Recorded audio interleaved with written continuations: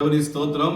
మన ప్రభువును రక్షకుడైన యేసుక్రీస్తు నామమున మీ అందరికీ హృదయపూర్వక వందనాలు తెలియజేస్తున్నాను.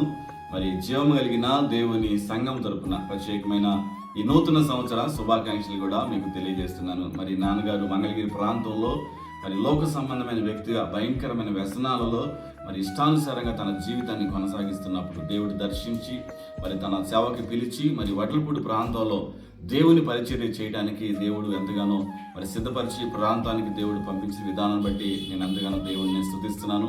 మరి జీవం కలిగిన పరిచర్య దినదినము ఎంతగానో అభివృద్ధి చెందుతుంది అని చెప్పడానికి నేను ఎంతగానో సంతోషిస్తున్నాను. అనేక ఆత్మలు సంఘంలో చేర్చబడుతున్నాయి, సంఘ సరిహద్దులు విశాలపరచబడుతున్నాయి. అనేక మంది యవనస్తులు ఈ పరిచర్యలో పాల్గొంటున్నారు, దీవించబడుతున్నారు.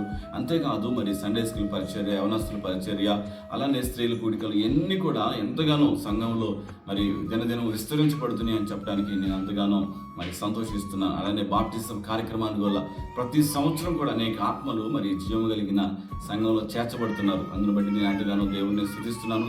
ఇక అందరికీ ఒక ప్రత్యేకమైన శుభవార్త ఏంటంటే మరి ఈ సంవత్సరం 23, 24, 25, 26 తారీఖులలో జీవము గల దేవుని సువార్త సభలు, ఆత్మల రక్షణ కొరకై జీవము గల దేవుని సువార్త సభలు మరి ప్రారంభించడానికి మరి దేవుడు సహాయం చేశాడు. నిజంగా మరి ఈ పనులు, ఈ పరిచర్య, ఈ సభలు ఎంతో ప్రతి సంవత్సరం కూడా దేవుడు ఘనంగా జరిగిస్తున్నాడు.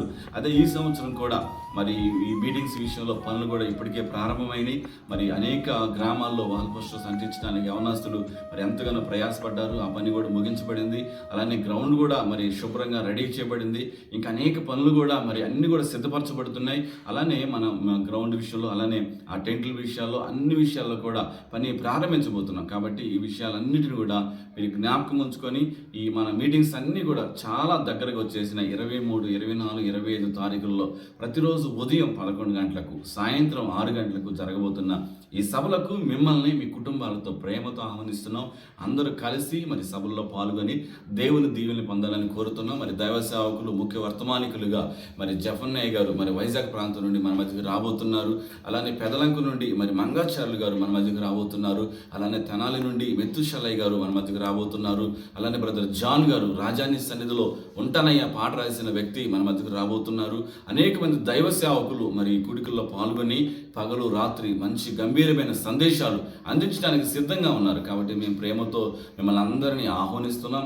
ఈ ఆత్మల రక్షణ కొరకు జీవం గల దేవుని సువార్తలో పాల్గొని మీరందరూ కూడా దీవించబడాలని ప్రేమతో తెలియజేస్తున్నాం. ఇదే మా ప్రత్యేక ఆహ్వానాన్ని మీరు మన్నించి అందరూ రాగలరని కోరుకుంటూ ప్రేమపూర్వకమైన వందనాలు తెలియపరుస్తున్నాం. దేవుడు మిమ్మల్ని అందరినీ దీవించును గాక.